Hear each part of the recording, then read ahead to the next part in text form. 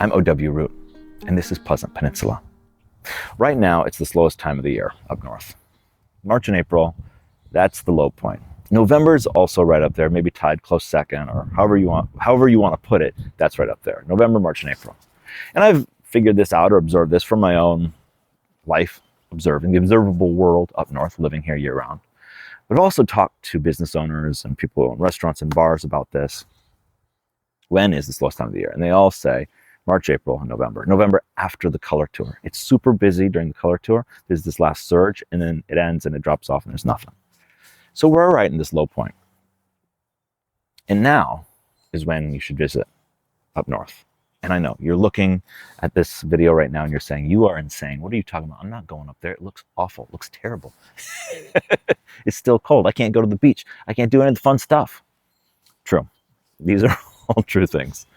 But do you have the money to come in the summer? I mean, that's the thing. It's pricey to come in the summer. You're spending $500 a night at some of these places, Airbnbs and hotels, or maybe $450, $350, whatever. The point is, if you don't have the money, you're trying to save money, just get away for a weekend, for a couple days, get somewhere different. It's way cheaper right now. The Perry Hotel downtown Petoskey has this deal. I don't know if it's called the spring break deal, the spring special deal, whatever it is this deal. My parents just stayed at the Perry the other week when they were visiting. And I think, if memory serves me correctly, I think they paid somewhere around $130 a night, somewhere around there. And they also add on top of that a voucher for the Noggin Room Pub, which is a pub attached to the hotel down below. For $40, $20, whatever it was, they ended up having $40 to spend, which is a somewhat significant amount over the course of 2 days. I mean, you can go down and get a drink, or at least get something to eat, or it offsets the bill. When you look at that, $130, somewhere around there, $125 if you take in that voucher. I mean, you're staying at a Best West. That's how much it costs to stay at a Best Western. And you're staying at the Perry Hotel, downtown Petoskey. Beautiful place, just an absolutely beautiful place to stay. You've got this view over the bay, frozen bay right now still, though it is melting. And it's this historic place. It's a historic landmark, really. I mean, you're paying tons in the summer. You get up there for $130. That's a great thing. And the thing that I was at the Perry for breakfast the other day. The thing that is so cool about the Perry Hotel, and is really refreshing about the Perry, is that it's an old school hotel. Meaning, it's old school in a lot of ways. The building's old, the rooms are not, they don't look like you just got off a spaceship. The rooms look nice and classic and old as well, in just the best way possible. But you have breakfast, you have lunch, you have dinner, it's a full service hotel. You can eat there. And it's so nice. I travel a lot, and so many hotels don't have a restaurant in there. And you'd think, oh, well, that's not that big of a deal. And it's kind of not that big of a deal, but it's kind of annoying sometimes. It's really nice when you can just walk downstairs, get something to eat, then go back to your room, or go wherever, or leave, or go out for the night.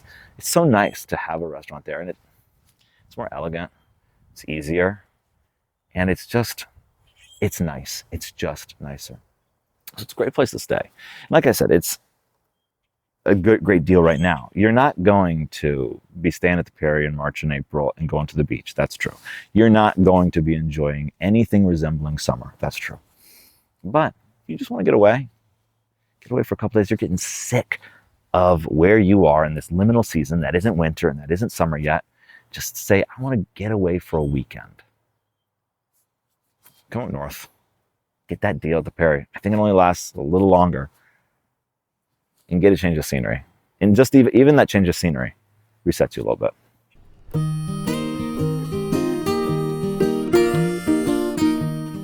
When was the last time you held a record? When was the last time you listened to a vinyl? For some of you, it was maybe yesterday. For many of you, it was probably 30 years ago. For me, it was last week. Let's roll that video.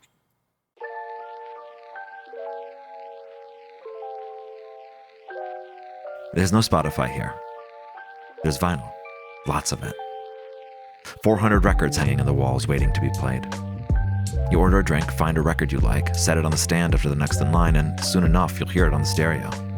There's no TVs either, no 96-inch ad machine hanging over the bar flooding blue light into the room. Malted vinyl is so unique. I don't know of anywhere else up north that does this. A bar or lounge that only plays vinyl and nothing else.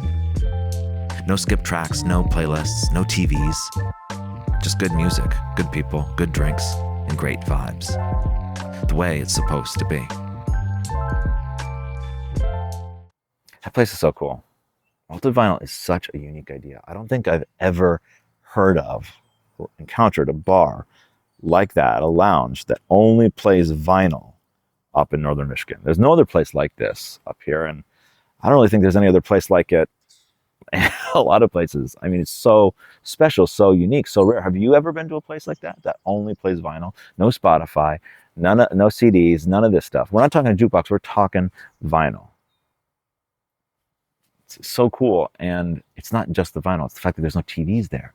When was the last time you went to a bar that didn't have TVs? Yeah, they exist, of course, but pretty rare today. These days, you're going to be, there's 85-inch, 72-inch, however big these things are, playing everywhere with the game, and it's distracting, and it's annoying, and it's lame. I don't want to be watching TV at the bar. I want to have a drink. I want to talk. I want to listen to music. I want to have a better experience. I want to get away from the screens. There's something here about anti-digital. There's something here. You know, one of the workers there told me that actually their clientele skews younger, which you would think at first might surprise you. Say, well, that's weird, this skews younger. I would think older people would be into vinyl. Not if you think about it a little more, not if you sort of observe younger people a little bit more. You know, there's a kind of mini revolt against the oversaturation of the digital these days and of the perfectly clean and crisp and overly edited, there's some sort of a revolt against that. You see it in the resurgence of film and film filters and camcorder vibes, even if you don't have everyone shooting film, though there are more people shooting film these days. But even if you don't have everybody shooting film, you'll see people want the filters of the film because they want that grittiness. Same thing with the camcorders, the 90s camcorder. Same thing with the music. Same thing with the clothes. There is this love for all things 90s, all things retro, all things less perfect, all things not TikTok, all things not digital. And so I'm not surprised that actually younger people connect with vinyl in the same way, because it's tied into that. It's tied into that rejection of the Spotify age. And the funny thing about vinyl too, or it's not really so funny, but it's an interesting thing, is that it's still the best. Because the thing is, when you're listening to vinyl, it's not just going back for going back's sake. It's not, no, you're actually experiencing a better way of listening to music. Not only because you hear the album the way it was intended to be heard, because you know when artists and bands put together albums, they put those songs together in a certain order. So when you listen, there's a certain sort of development and growth. There's a logical order to it. You miss that when you're just listening to singles constantly.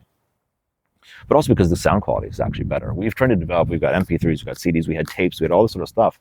But the truth is the sound quality is not as good. Vinyl is still king. It's similar to film. We tried all this different stuff with DSLRs, tried all this different stuff with digital cameras, but everybody knows, even if you only shoot digital, there is a premium essence to film photography.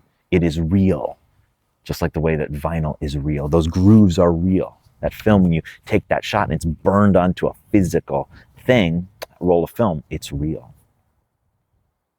The vibe there is great. It is a unique bar that is unlike really any other place up here. So when you are up here in the summer, stop in there. It's so chill. You can choose your own album off the wall too. They've got 400 albums there. You can choose an album that you like, put it on the stand next in line, and they'll play it. I mean, how cool is that? I mean, that's so sweet. It's just such a cool experience. And so when you're up north, hit up Malted Vinyl and go to a different world. Go to a better world with great music, great people, just great vibes. I'm O.W. Root for Michigan Enjoyer.